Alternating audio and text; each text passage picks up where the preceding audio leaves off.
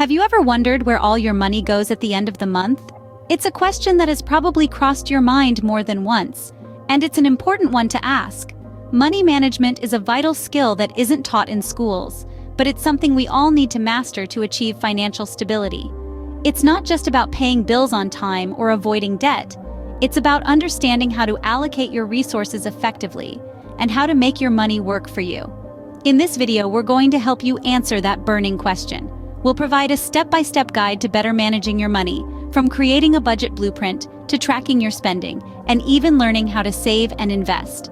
We'll take you through each step, offering tips and examples along the way. So buckle up, because understanding where your money goes is the first step to better money management.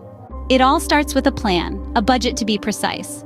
A budget, in its simplest form, is a financial plan that outlines your income and expenses over a specific period. It's like a roadmap, guiding your financial decisions and helping you allocate your resources wisely. But how do you create this budget blueprint? Firstly, you need to understand your income. This is the money you earn, whether it's from a job, a business, or other sources. Once you have a clear idea of your total income, you can then begin to categorize your expenses. Expenses typically fall into three categories: necessities, wants, and savings. Necessities are the things you can't live without. This could include rent or mortgage payments, utilities, groceries, and healthcare. These are the things that take priority in your budget. Then we have wants. These are things that make life more enjoyable but aren't essential. Eating out at restaurants, going to movies, buying the latest gadgets, or taking vacations fall into this category. It's essential to set a limit for these expenses so they don't eat up too much of your budget. Lastly, we have savings. This is the money you put aside for the future.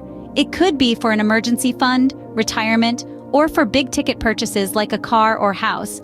It's recommended to save at least 20% of your income, but the more you can save, the better. Let's look at an example. Say you have a monthly income of $2,000. 80% of this, or $1,600, would go to necessities and wants. This could be broken down into $1,200 for necessities and $400 for wants.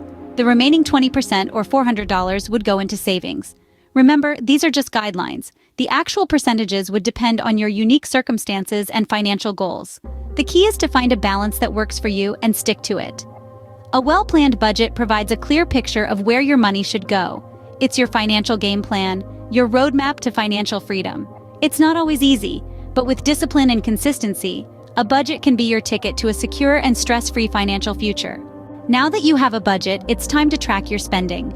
This is a crucial step in money management, and frankly, it's where the rubber meets the road. It's one thing to set up a budget, but it's another to ensure your spending aligns with it. Think of it like a map and compass.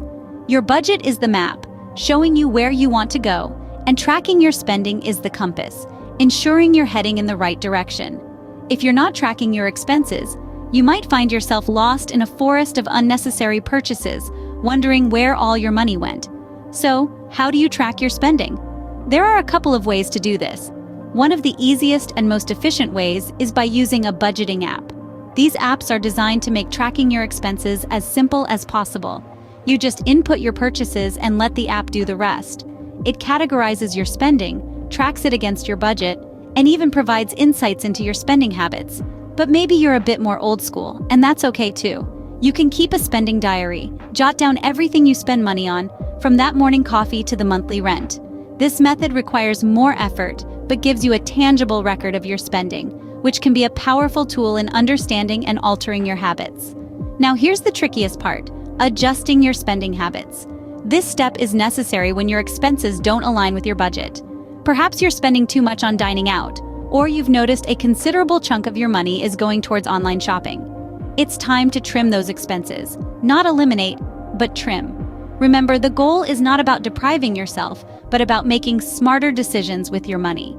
It's about understanding the difference between wants and needs, making informed choices, and ultimately, spending wisely. So, start tracking your expenses today, and watch as your financial landscape transforms. And when you find those areas where you can trim a little, do so. Remember, the goal is not to limit your spending, but to spend wisely. Saving is good, investing is better. Now let's unpack that statement. Saving is about setting aside a portion of your income for future use. It's like building a safety net, a cushion to fall back on in times of need. But saving alone isn't enough. Why? Because your savings, sitting idle in your bank account, are losing value over time due to inflation. This is where the magic of compound interest comes into play. Imagine your savings as a snowball rolling down a hill.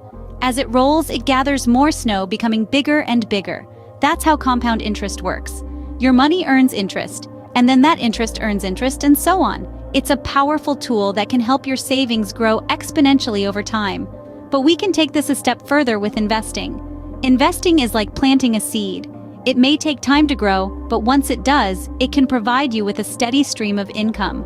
Whether it's stocks, bonds, real estate, or starting your own business, investing can grow your wealth in ways that saving alone cannot. Here's the thing, investing involves risks.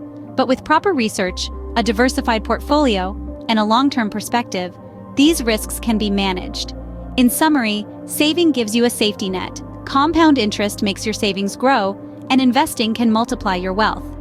When you save and invest wisely, you set yourself up for financial success. So let's wrap up what we've learned. First off, creating a budget is your financial blueprint, your roadmap to financial success. Secondly, tracking spending helps you trim the excess and focus on what matters. And lastly, the importance of saving and investing cannot be overstated. It's not just about stashing away cash, it's about growing your wealth. Remember, managing money is not about restriction. It's about making your money work for you. Subscribe to our channel for more tips on money management and financial success.